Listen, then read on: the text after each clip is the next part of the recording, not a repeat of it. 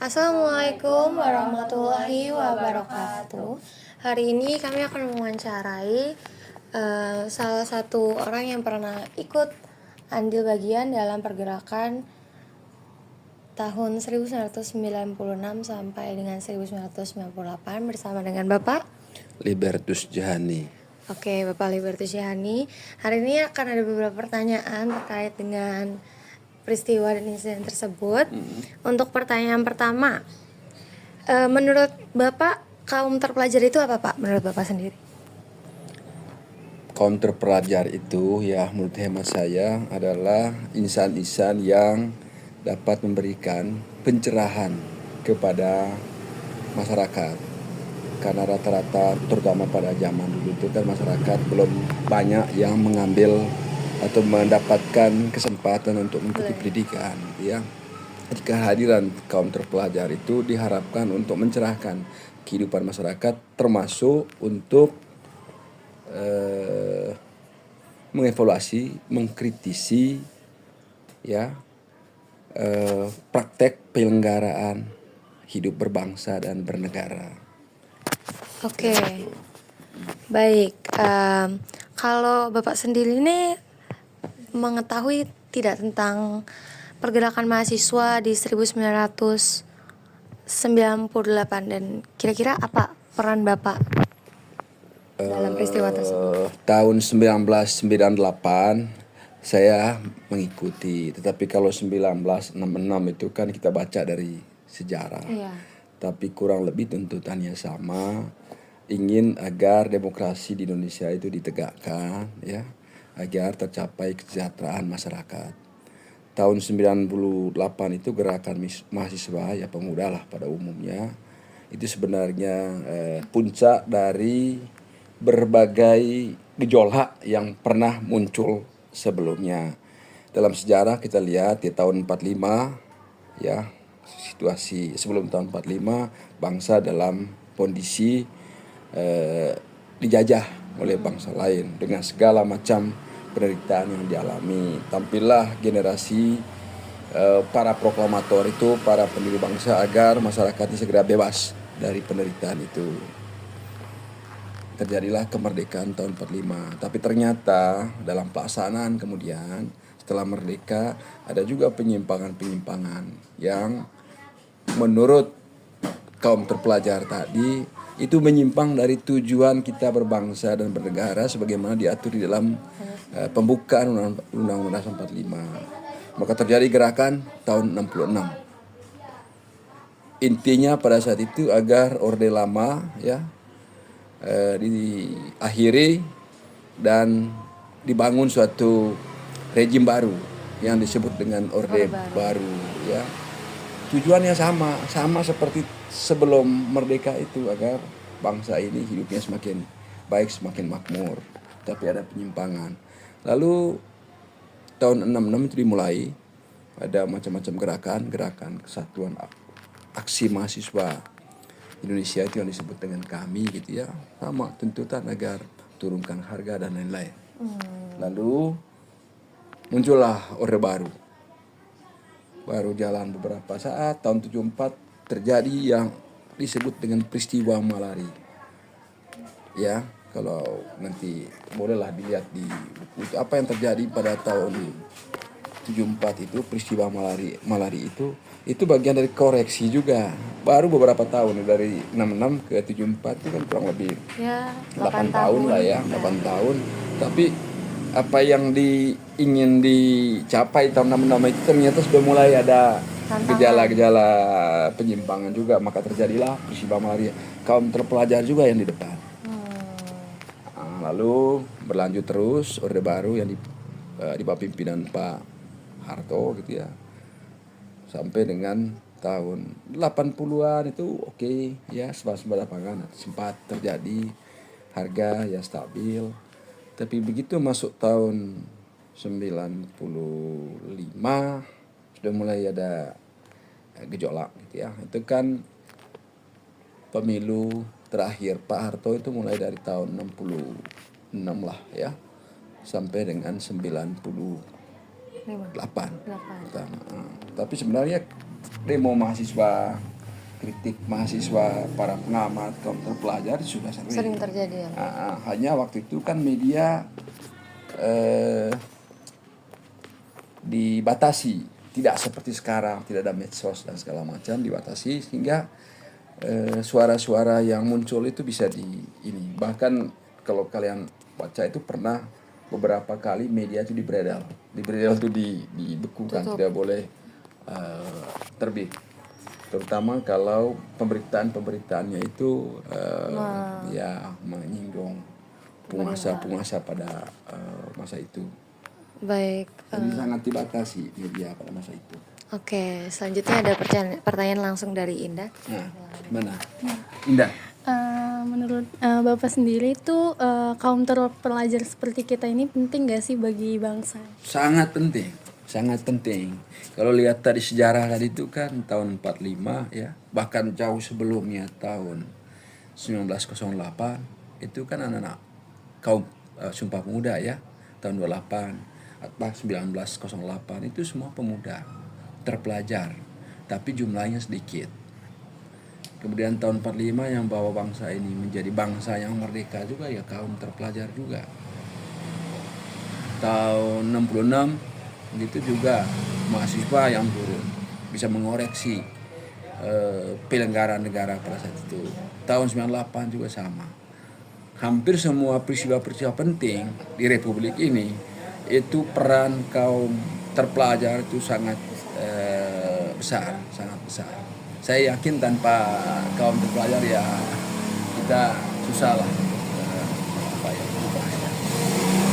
Oke, selanjutnya tuh menurut Bapak tuh apa aja sih tantangan generasi muda saat ini dalam pembangunan bangsa di masa yang akan datang? Begini, kalau bicara tantangan hampir setiap zamannya kan ada ya. Sekarang kaum muda, pemuda itu hidup di alam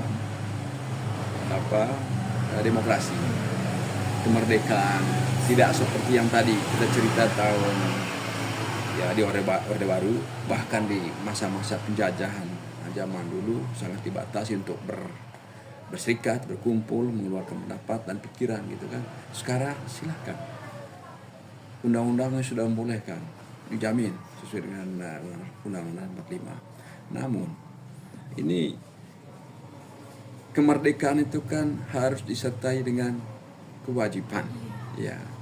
Jangan sampai kebablasan. Kemerdekaan kita, kebebasan kita itu dibatasi juga oleh kebebasan orang lain. Nah, tantangan menurut saya bagi kaum muda sekarang ini bagaimana menempatkan diri di era bebas tadi itu, lalu tidak menabrak kebebasan atau merusak kebebasan orang lain. Sebab begitu nanti kebebasan kita digunakan secara salah, lalu membuat orang lain, ada petik itu, menderita karena kebebasan kita, timbullah masalah. Yang tadinya mau sekolah bisa berhadapan dengan hukum, karena itu kan berlaku, hukum itu kan untuk semua orang ya. Dan sudah banyak contoh anak-anak yang atau pemuda yang tidak menggunakan kesempatan kemerdekaan tadi itu, kebebasan itu dengan baik, malah terperosok pada hal-hal yang negatif. Ambil contoh misalnya soal kebebasan bergaul, coba cek itu, apakah dibandingkan dulu dengan sekarang bagus nggak tuh kebebasan dalam pergaulan? Ada yang kebablasan, lalu menyengsarakan diri sendiri di perkawinan dini misalnya. Kemudian putus sekolah. Dulu kita putus sekolah atau tidak sekolah karena terbatas biaya. Pemerintah anggarannya sangat terbatas, jadi tidak ada sekolah gratis kan. Sekarang di Jakarta SD, SMP, SMA yang negeri sudah gratis, sudah dapat buku-buku dan lain sebagainya, fasilitas pendidikan yang bagus. Tapi banyak juga yang putus sekolah, bukan karena ketiadaan fasilitas, tapi karena tidak menggunakan kesempatan atau kemerdekaan itu dengan baik. kebablasan, terlibat narkoba.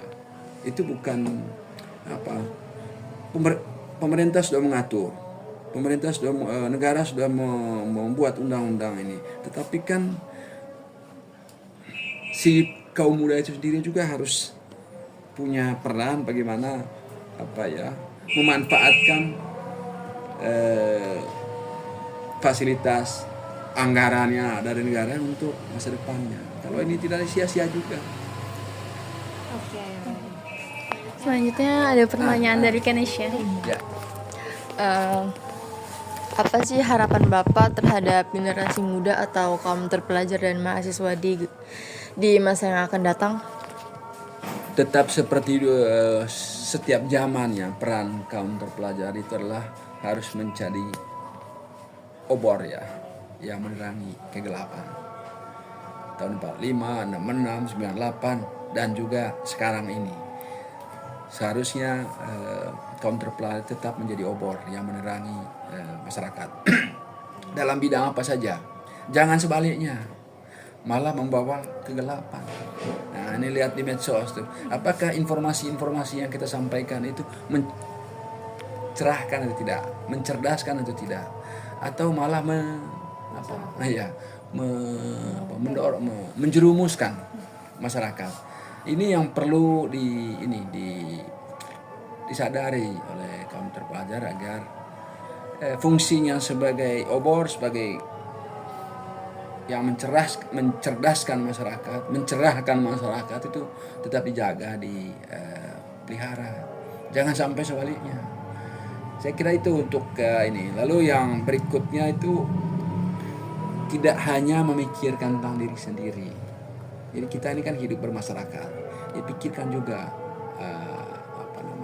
orang lain dengan fungsi terpelajar sebagai orang yang mencerdaskan itu. Jadi sebagai orang yang terpelajar ya harus nampak, kelihatan di dalam kehidupan masyarakat, di dalam kehidupan berumah tangga, di keluarga maksud saya ya. Sehingga orang bisa lihat, oh ya, berpendidikan, terpelajar ya. Tapi kalau sama saja ya dalam bermedsos, bicara yang tidak yang remeh-temeh itu tidak berguna, bahkan kategori sampah yang dibicarakan, yang sampah-sampah itu yang tidak berguna buat masyarakat ya mesti kita malu sebagai disebut sebagai orang yang terpelajar ya. Oke. Untuk pertanyaan selanjutnya, apa peran Bapak dalam gerakan generasi muda? Saya sebagai perantau ya dari Flores ke sini, saya masuk Jakarta tahun 90. Di sana kita tahu dulu mengenai penyimpangan itu sudah kita hanya baca dari buku-buku ya, dengar dari radio gitu ya. Tapi begitu masuk Jakarta, kita lihat memang ada persoalan. Itu bisa kita lihat dari demonstrasi ya. Nah, saya mulai kuliah tahun 91, 92, 93. Saya sudah mulai aktif di Gerakan Mahasiswa Nasional Indonesia GMNI. Saya bergabung dengan teman-teman, ya sering diskusi-diskusi. Banyak senior juga mencerahkan kita bahwa ini ada penyimpangan. Hanya kan pada masa itu kita tidak sebebas sekarang untuk menyuarakan apa yang kita anggap sebagai kebenaran, karena rejim pada saat itu memang ada yang bilang otoriter ya, rejimnya otoriter, membatasi hak untuk berkumpul, berserikat, dan bahkan media massa pun ya tidak sebebas sekarang. Nah, keadaan itu kemudian tahun 97 itu jadi puncaknya. Kebetulan terjadi krisis moneter. Nah, dolar naik sampai 15.000 gitu ya, bahkan 16.000 rupiah, lalu ekonomi menjadi nah di saat itu mahasiswa mendorong agar rejim Orde Baru tadi yang dulu tahun 66 dibangun untuk mengubah ya bangsa ini menjadi demokratis, lebih makmur, dan itu momentum yang baik. Nah, di tahun 98 itu saya kebetulan 9697 itu saya juga kebetulan sebagai wartawan. Jadi saya ngikutin, saya baca.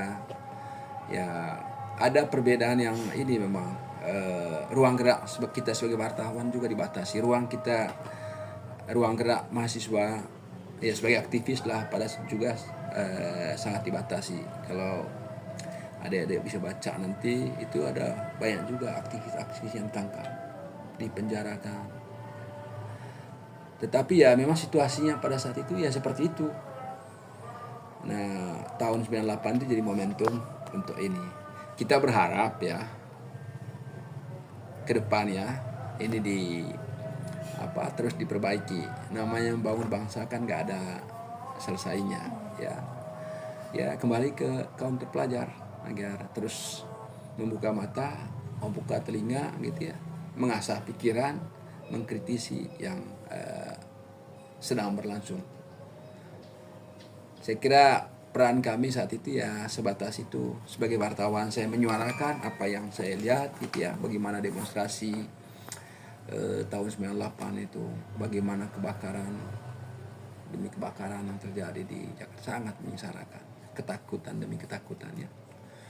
Bahkan saya pernah jalan tuh jalan kaki dari Toma ke sini karena sudah tidak ada lagi kendaraan. Yang 21 Mei itu. Jadi sangat mencekam. Ya syukurilah sekarang sudah lebih baik, tapi kembali ke kaum terpelajar. Oke.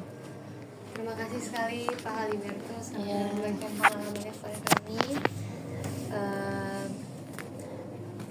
Terima kasih kepada teman-teman yang sudah menonton. Kiranya wawancara kali ini dapat bermanfaat bagi kalian dan dapat menambahkan ilmu atau sedikit penglihatan, atau kalian bisa melihat dari kacamata seorang yang pernah ada dalam situasi tersebut. Saya Maria Gisa Masarliberti. Saya Yuliana Rahmawati. Saya Kevin sama Julia. Mengucapkan terima kasih banyak pada Pak Liberto Terima kasih banyak, sudah Pak. Terima kasih banyak, Pak. Ya. Sukses selalu. Assalamualaikum warahmatullahi wabarakatuh.